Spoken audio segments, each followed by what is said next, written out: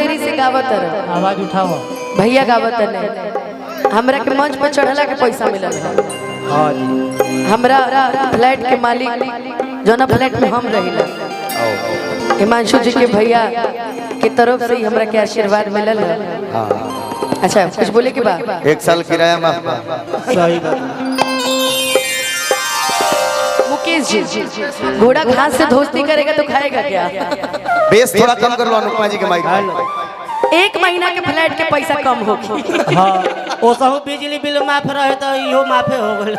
हमनी के बिजली बिल नहीं की माफ, ओ साफ माफ लगेला 2-2 हजार आवेला बिजली बिल। अब ना लगी। ओके हां अभी ठीक। थोड़ा बेस कम कर लो। हेलो ठीक बा। खियाइला अकेले घूमे और दुनिया के मेला रे देखला माया के बजा। वो माइक में लूंगी मैं। अच्छा गा लेवे दो। ले लेना भाई तू ले। क्या बोल रहा है? इसका बेस कम करके पीछे भी इसका वोकल जैसे वो बोल रहा है वैसे बनाइए ना। थोड़ा सा कि घूमे लगला देखला बहुते। हेलो ट्रेबल बताइया ढेला रे केतना ऐसन या चला उड़ा रही कि घूमे लगल देखला बहुते बताइया ढेला रे केतना ऐसन या।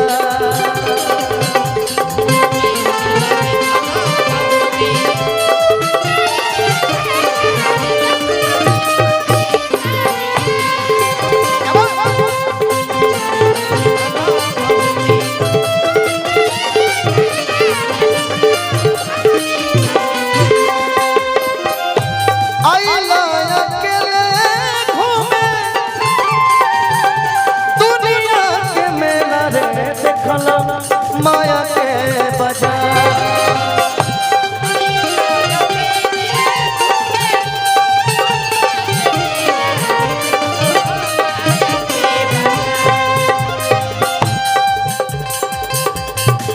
कोना भगवान करिया लूटा हो कोना भगवान करिया लूटा हो। बजाओ बजाओ साथ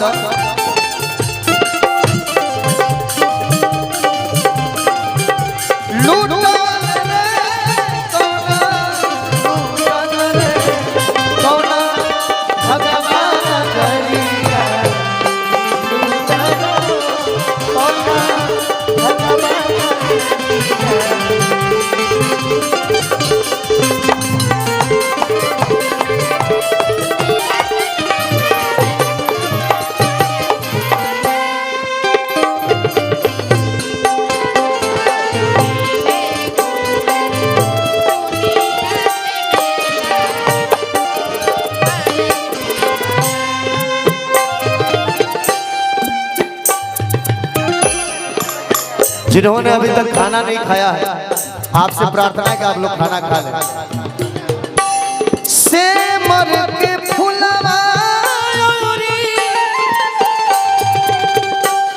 पानी के बुलवा रे जैसन सौदारा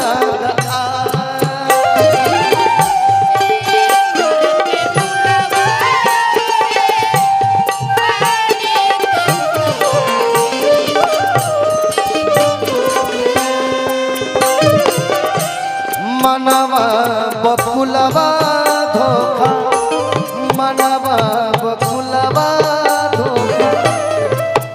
हेलो जनल तारा कुलवा मनवा बकुलवा धोखा जनल तारा कुलवा रे धोखा दीवार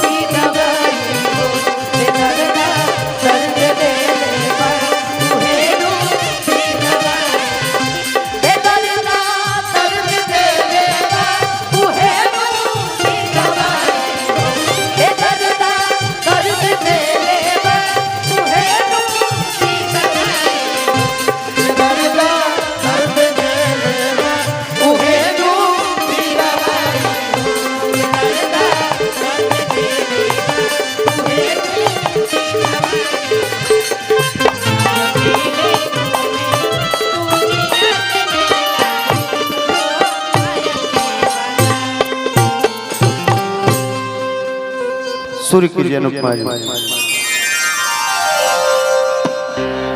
शुरू तो आप कर ही दिए हैं और आज का ये कार्यक्रम स्वर्गीय निहोरा राय जी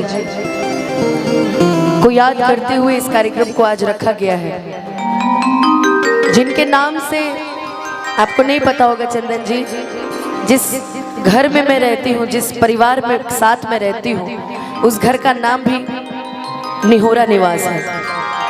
और ये बहुत सौभाग्य की बात है कि अभी भी इस परिवार के लोगों ने अपने बाबा जी की, दादाजी की स्मृतियों को जोड़ कर रखा है। और आज भी ये परिवार कहीं जाता है तो साथ में ही जाता है। देखिए सब चाचा लोग भी बैठे हैं, भैया लोग भी बैठे हैं, चाची आई हुई हैं, दोनों बहनें आई हुई हैं। तो कहीं ना कहीं ये परिवार एक दूसरे से, और मुझे लगता है कि 90% सूर्या अपार्टमेंट वाले लोग यहाँ उपस्थित हैं, 90% जहाँ मैं रहती हूँ। और मेरे जीवन में हिमांशु जी का मैं तुमसे जिक्र भी किया था चंदन, हिमांशु का मैंने जिक्र भी किया था तुमसे कि हर छोटी छोटी चीज़ पे मेरा हमेशा सहयोग रहता है इनका। और इनके साथ साथ मेरे जीवन में इन्हीं के भाई, इन्हीं के मित्र मुकेश भैया का भी बहुत अहमियत है मेरे जीवन में। तो मुकेश भैया और हिमांशु जी, ये जोड़ी हमेशा भगवान का रसा ही बनल रहे। अरे गो हमारे मुकेश भैया के साला सब बैठल बड़े रितेश, इहो महाने धरती पर बड़े गो। बाकी जितना भी लोग ये जो उपस्थित बने, सभी के बहुत सारा प्रणाम, बहुत बहुत प्रणाम। अच्छा अच्छा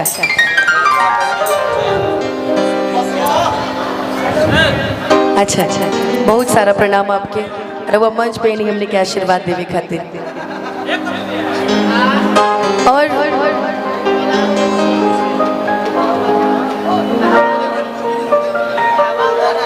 स्वर्गीय सियाराम राय जी की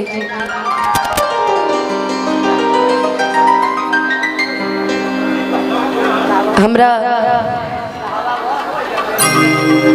परिवार के एगो सदस्य